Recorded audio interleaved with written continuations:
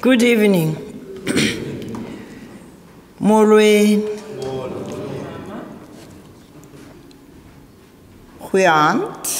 To all of you. It's just so wonderful to be here because this is a symbolic month.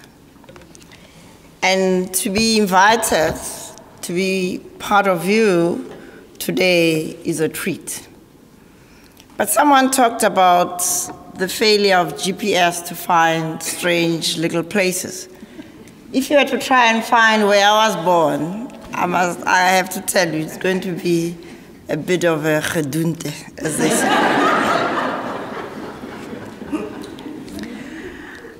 I'm here today to talk to you about heritage, boundaries, and sharing. How to reimagine South Africa. We are fortunate to live in one of the few countries in the world that has been given the opportunity to make a fresh start. Not once, but many times over the last 4 centuries. We are once more being given another opportunity to reimagine and rebuild our country after 22 years of our democracy. We have much to celebrate. Our 1994 political settlement has laid the foundations of our constitutional democracy. Many of the vital institutions underpinning our democracy are firmly in place. Many have stood the test of time as solid pillars. We also have a strong private sector that continues to generate wealth under very tough conditions. Vibrant civil society organizations have also played their role as active participants in strengthening our democracy. Their watchdog roles enhance accountability of those in positions of leadership in both the public and the private sector. I feel privileged to be included in your family gathering as your guest. I'm mindful of the need for respectful engagement in the space of family conversations about matters of heritage. Nonetheless, I will take advantage of your kind invitation as a member of your larger family of citizens of our beloved country to share my thoughts on how we might reimagine what rebuilding a shared heritage might look like. One of the striking features of the Stellenbosch Valley is the richness of its heritage. The association of Stellenbosch with Simon van der Stel, a son of a Dutchman and a woman of Indian descent, is a powerful symbol of the richness of the diversity of the heritage of this area. Stellenbosch is also blessed with unmatched beauty of its landscapes, mountains and valleys covered with natural fynbos and vineyards. Each one of the wine estates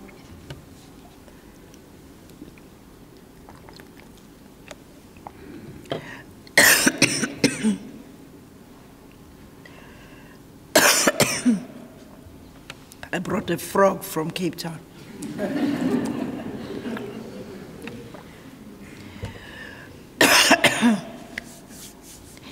Each one of the wine estates in this valley embodies the finest antique furniture collections and architecture. world-class wines, and some of the most exquisite cuisines are produced, consumed, and exported from here.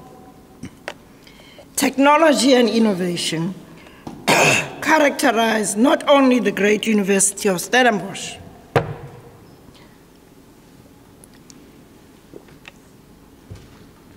but infuse a Silicon Valley culture in businesses as well. There is healthy competition amongst investors in new innovative technology and enterprises that are shaping the valley, our country, and our world. The entire valley is witness to a long history of encounters between indigenous people and European settlers.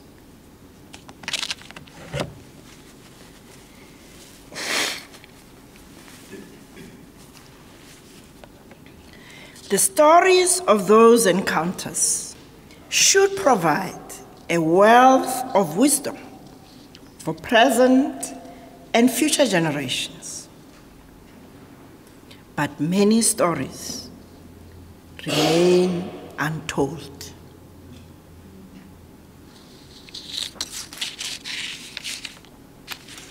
What questions do we, as stakeholders of the Stellenbosch Valley, have to pose and answer in order to create a future we can all fully share in?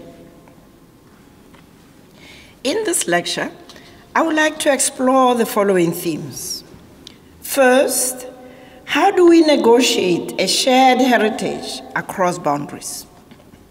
Second, how does heritage as memory and remembering inform the reimagining of our shared future? Third, what could a reimagined future of Stellenbosch Valley and of South Africa look like? Let's start with negotiating the boundaries of sharing heritage. Heritage is inherently a boundary issue, emphasizing physical and symbolic distinctions. We are shaped by the heritage we embody. Heritage defines insiders and outsiders. We take pride in what makes us unique as inheritors of each particular strand of heritage.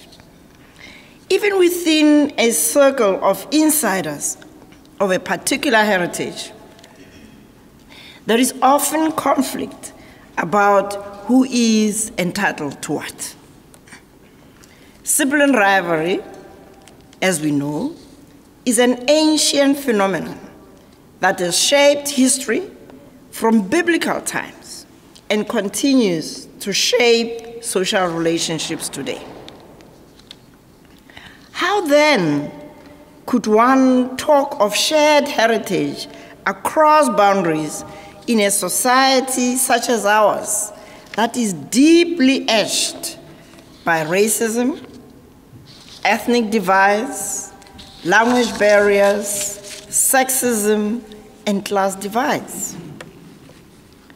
How does one face up to the painful truths about boundaries that have shifted over time to include some whilst excluding others?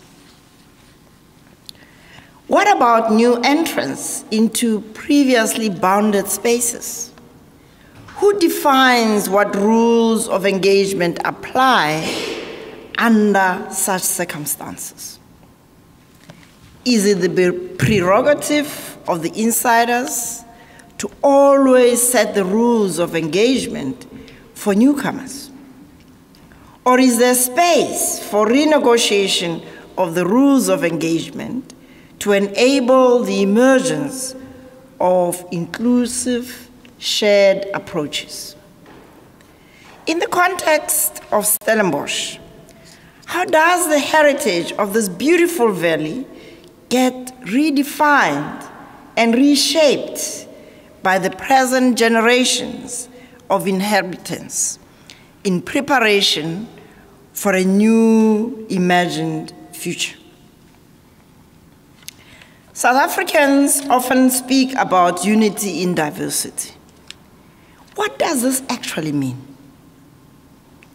Does it mean that each of us live our parallel lives, meeting only occasionally as the opportunity presents itself? Or does it mean that we sit together to talk about how we traverse the diverse spaces that make us unique whilst becoming more conscious of the fundamental sacred human unity of humanity?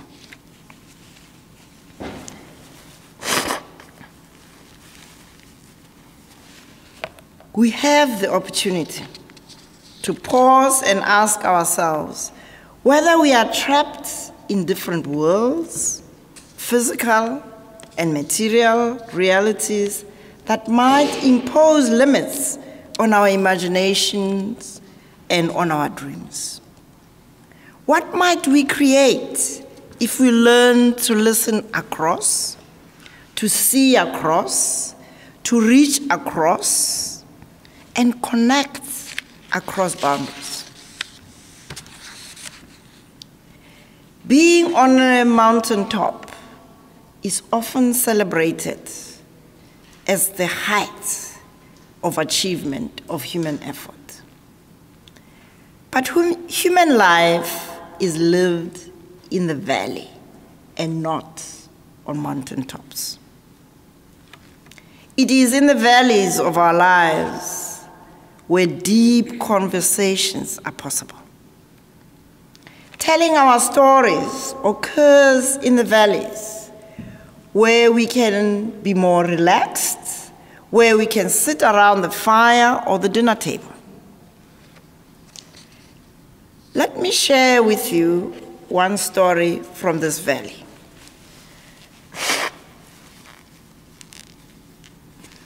This is a story of Pinky Yolisa, a teacher at Ikaya Primary School in Kayamandi. She was celebrated by ENCA over the last few weeks. They showcase her heroic efforts to introduce girls at her school to gymnastics. The girls had not been participating in any sport until 2004. An invitation to Yolisa by the coach of Van der Stel Gymnastic Club to attend the national championships being hosted there opened her eyes to the possibilities of training her own pupils in gymnastics. The barriers of distance to the club from Kayamandi, where they could have used those facilities, challenged Yolisa to improvise. She decided to train her pupils in the bare quad of the school and on the streets due to the lack of adequate gymnastic facilities in Kayamandi. There is neither a hall nor any space suitable for practice. She urges her pupils to improvise and to push themselves despite the odds.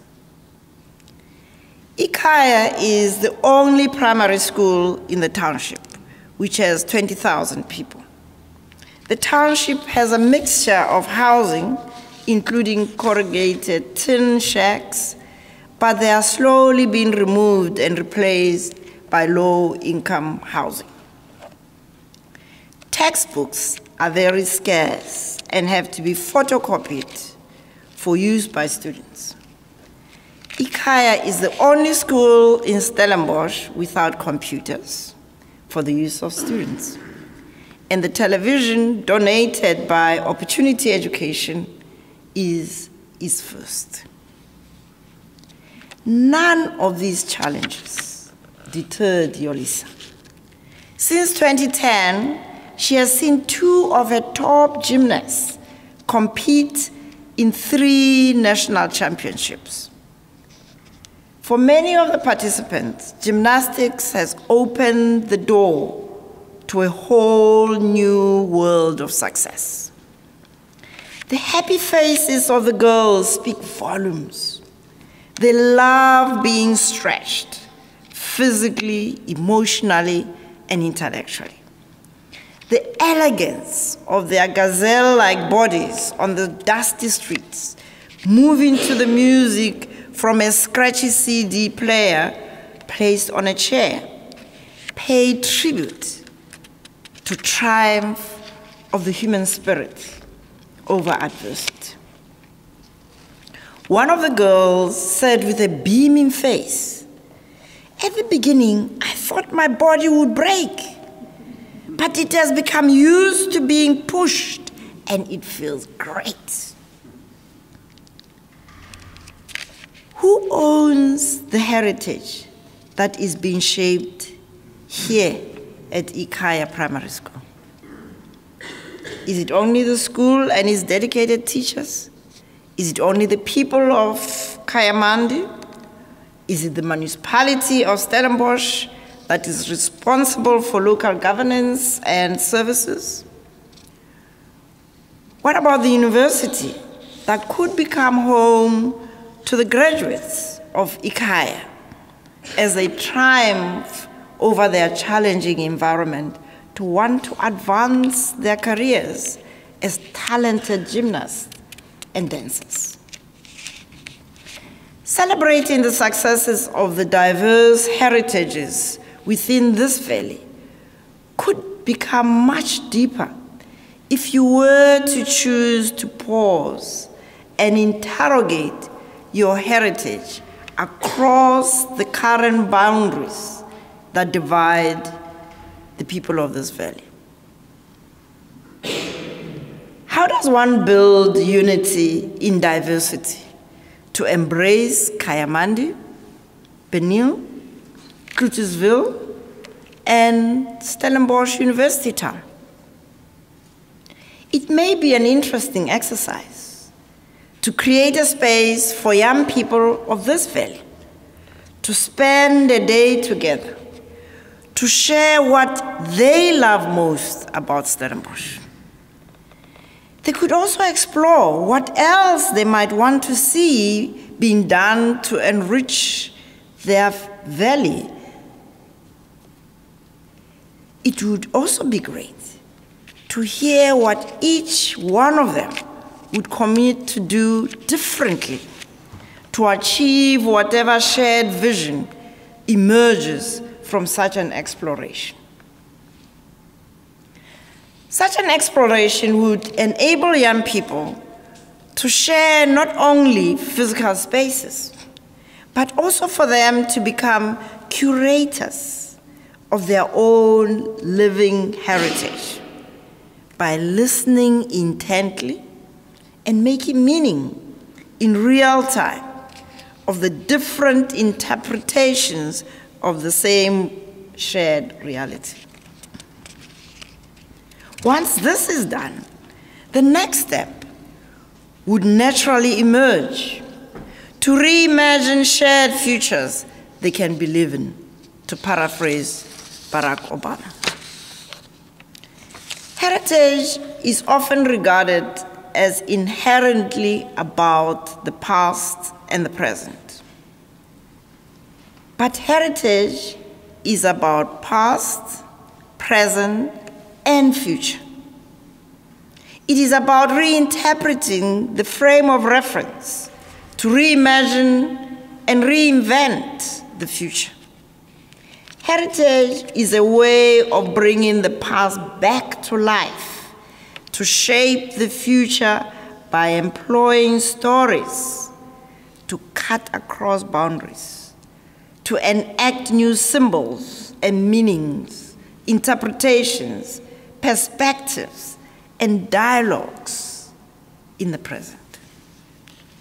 These experiences need to appeal to emotions, to the heart, and to the universal need for spiritual fulfillment.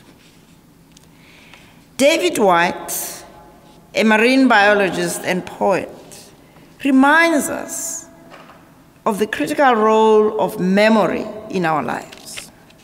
And this is what he said: we actually inhabit memory as a living threshold, as a place of choice and volition and imagination. A crossroads where our future diverges according to how we interpret, or perhaps more accurately, how we live the story we have inherited. Memories cannot be erased. They are embedded in our body, our mind, and our spirit. Heritage is about celebrating those memories. But heritage is also about living at that threshold as a place of choice, of volition, of imagination. We need to ask ourselves today, as we stand at this living threshold, what choices are we prepared to make about the future of this valley and the future of our country? How are we to live by the stories we have individually and collectively inherited, whilst reimagining and reinventing a future we can be proud to bequeath to our children? Recent, repeated tensions, stresses, including on this campus, conflicts that are erupting around the country are challenging us to come down from the mountaintop of 1994, where our political settlement was forged. We need to sit down in the valley around a fire, symbolic or real, to tell each other the stories by which we have lived, including over the last 22 years. Those stories are likely to be stories of success, of triumph, of hope. They are also likely to contain fragments of humiliation, of failure, of fear, of anger, and of despair in the lives of many of us. Some of the stories will be inspirational and stretch us to reimagine futures we may have thought impossible. In 1994, we dreamt ourselves into a space where the impossible became possible. Those negotiating our political settlement dared to imagine a shared future without precedents in this country. They were able to imagine the unimaginable. Is it not time to sit down together again, to dare to acknowledge to one another that the dream of 1994 is fading into the darkness of our despair? Like all heritage, the 1994 dream is being contested, and in some spaces, denounced as a sellout. Mandela's generation is accused by some of having let white people get away with murder, symbolic and actual. The contestation of the 1994 dream stems from our failure to acknowledge that our diverse heritage was purchased at a heavy cost. The the incalculable cost of centuries of pain, humiliation, and impoverishment requires an emotional settlement deal to complement and reinforce our celebrated political settlement. Emotional settlement is about acknowledging the wounds inflicted by a system that violated God's creation plan of making us all in His image. Our embodiment of God's image eternally connects us as His creatures. Abuses of human rights under colonial conquest, legalized racism, including slavery, and other economic exploitation, have wounded both Black and white people. Abuses fractured the eternal connectedness between us. We carry those scars in our bodies, in our minds, in our souls as toxic cargo. Ubuntu, the African philosophical foundation of social relationships, spells out what is at stake in our society with the persistent fracture of our connectedness.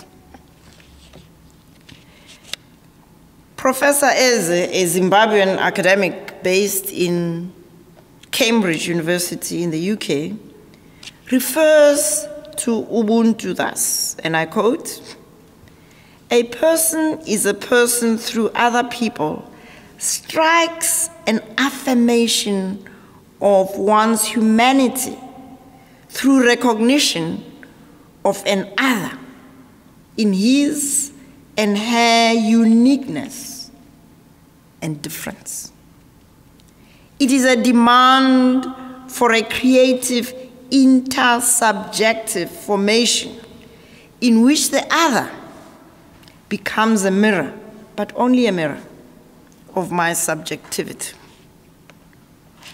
This idealism suggests to us that humanity is not embedded in my person solely as an individual. My humanity is co-substantively bestowed upon the other and me.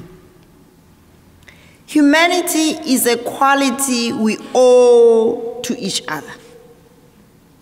We create each other and need to sustain this otherness creation. And if we belong to each other, we participate in our creations. We are because you are. And since you are, definitely I am. The I am is not a rigid subject, but a dynamic self-constitution dependent on this otherness creation of relation and distance. Close quotes. This is the richness of African philosophy. How often do we tap into it? The values embedded in this understanding of Ubuntu are profound. Our better understanding of this philosophical grounding would enrich our approach to our identity as individuals, our relationships to other individuals, our family, our communities, the wider society, and the world we live in. Proceeding from the notion that humanity is a quality we owe to each other imposes an inescapable ethical and moral code on our social relationships. It is not an option whether I respect your humanity and your human dignity, but it is an obligation and a condition of my being a self-respecting human being. I cannot be a self-respecting human being if I do not regard as the condition thereof to respect your dignity. Our failure to sit together and acknowledge one another's wounds and pains of our divided past is undermining our shared humanity. The future we aspire to is imprisoned by our unacknowledged past. Our inability to affirm our humanity through recognition of the other in their uniqueness and differences makes creating a shared community difficult. South Africa needs to acknowledge that we are a wounded people. The evidence is overwhelming. Just listen to statistics about the levels of poverty, inequality, unemployment, crime, violence in both the public and the private intimate spaces. These levels are alarming. Joy Degree, an African-American clinical psychologist and social worker who spent a few weeks in South Africa in the mid-90s, shares her experiences of her country that could be immensely helpful to us as we seek our own healing. She draws attention to a phenomenon she calls vacant self-esteem amongst African-American people after years of humiliation. Men seem to bear the brunt of this vacant self-esteem. This is what she says, and I quote, "Perhaps we do not have enough self-esteem, and the idea of manhood is all we have left. Perhaps for centuries we have not been allowed to be men, and our concept of manhood has yet to mature. Perhaps our sense of who we are and what we are leads us to perceive any minor slight as an assault on our very core. And when our core is in danger, we respond in anger, rage, and sometimes violence. And this behavior often results in behaviors that undermine much of what we are working to accomplish. Does this sound familiar? Just look around our campuses, our schools, working environment, living spaces, to see how rage spills over into self-sabotaging activities. Violence of what was a laudable Rose Must Fall movement. Schools that are being burnt in my province, Limpopo.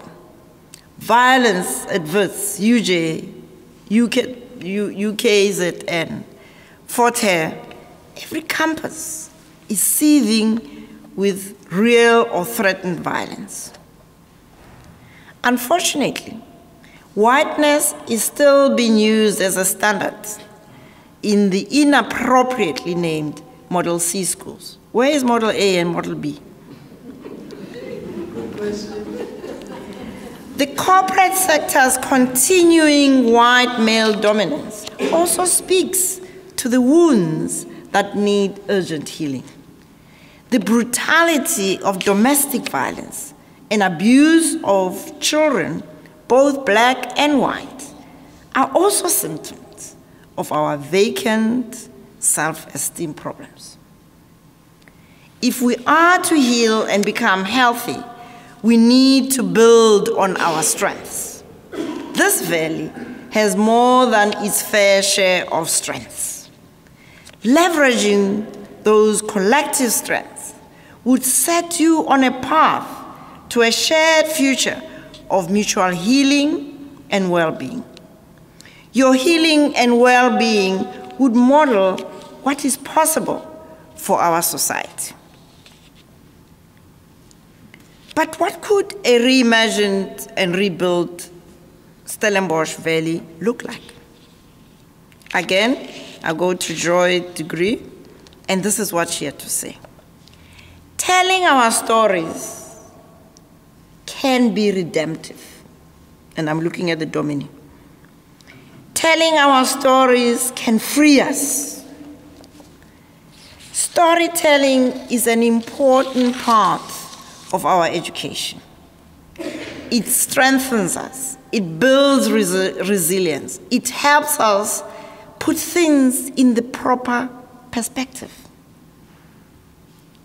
I would like to encourage you, as residents of Stellenbosch Valley, with your rich heritage, to consider leading the charge on initiating emotional settlement conversations to heal our nation.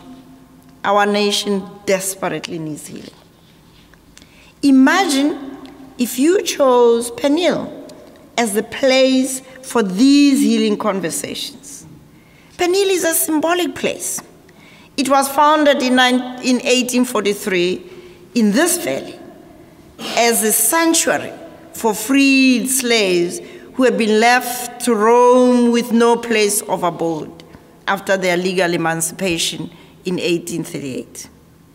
The village is situated at the bosom of Siemensburg that watches over a history of slavery, but also of a people who struggled for freedom through hard work, faith, and education.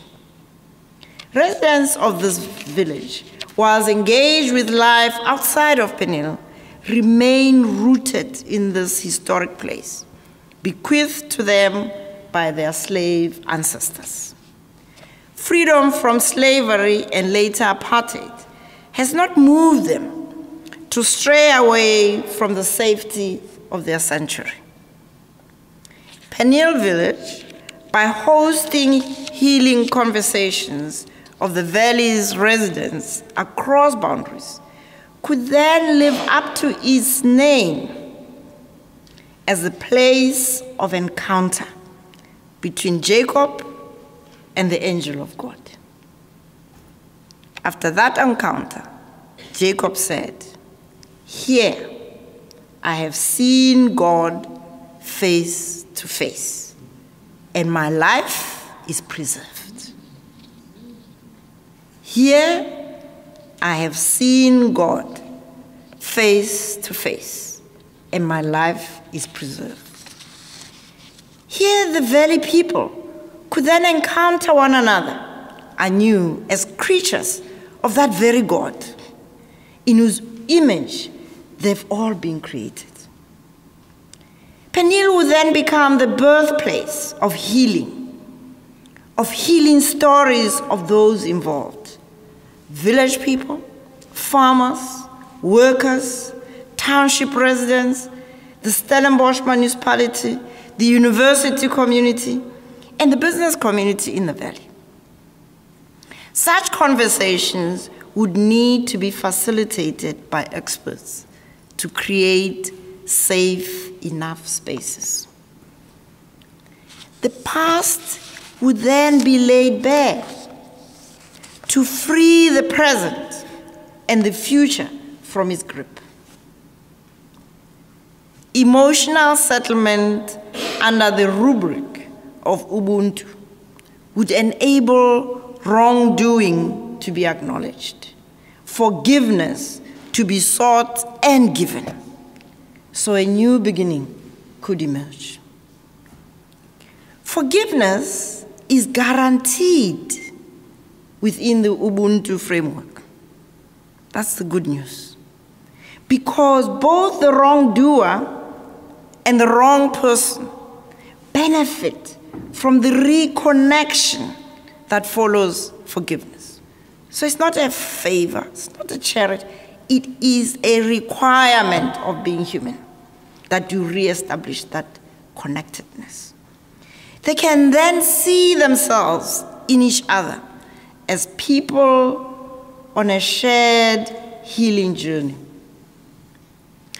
This valley has enough resources to establish a strong foundation for reimagining a shared future that each would contribute to building together. Peniel would contribute the spiritual resources. The university would provide the intellectual resources. Farmers would bring in the models of reimagined farms, such as Delta Soms, customized for this valley. The municipality would need to bring its governance resources to make places such as Kayamandi, Cluttersville, and Peniel well-resourced suburbs of the town, sharing its rich cultural spaces. South Africa would benefit immensely from a model emotional settlement process such as I described. This model would pave the way to the essential socio-economic restructuring our society needs so desperately. Imagine the talents that would be unleashed through such a healing process. Imagine the impacts on families when parents are healed and capable of being more loving and more caring. Imagine how exciting teaching and learning would become with the use of emerging stories as tools of intellectual and spiritual engagement.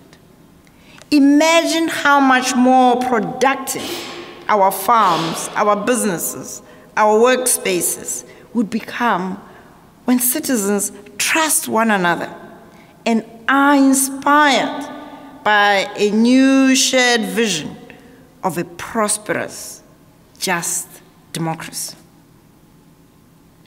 Let me conclude. I can do no more than encourage you to dare to venture into the space of reimagining your valley. Such reimagining would lead you to find the courage to engage in emotional settlement conversations about your shared heritage and heal its wounds. You have all the resources you need to undertake this journey of healing. The question that only you can answer is, do you have the will to do this emotional settlement work? Thank you.